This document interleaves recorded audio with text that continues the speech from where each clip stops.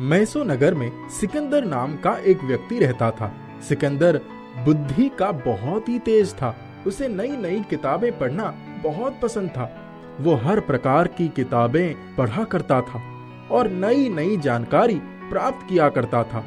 मैसो नगर में एक ही पुस्तकालय था, वो भी सिकंदर के घर से बहुत दूर था। सिकंदर को इस बात से कोई समस्या नहीं थी। वो सुबह सुबह कुछ खाने पीने की चीजें लेकर पुस्तकालय चला जाया करता था और वहीं पूरा दिन गुजारा करता था। एक दिन सिकंदर पुस्तकालय में बैठकर किताबें पढ़ रहा था। तभी उसकी नजर एक जादुई किताब पर पड़ी। उस किताब पर बहुत धूल जमी थी। ऐसा लग रहा था जैसे सालों से उसे किसी ने हाथ ही नहीं लगाया हो।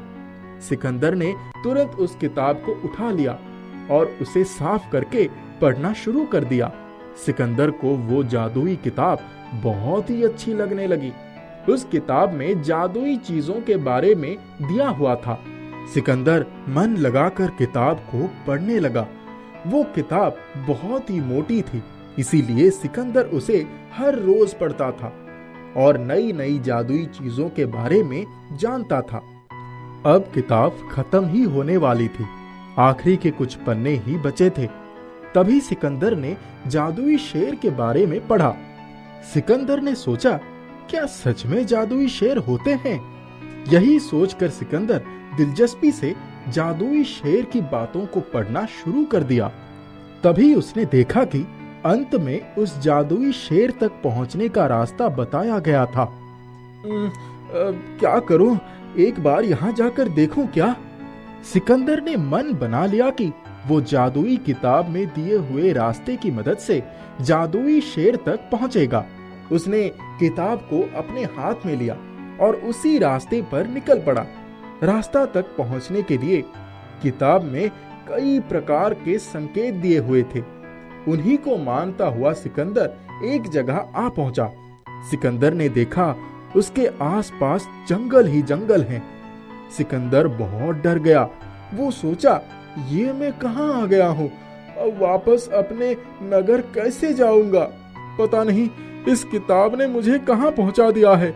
सिकंदर ने एक बार और उस किताब को पढ़ा, यह जानने के लिए कि क्या सच में यहाँ जादुई शेर है।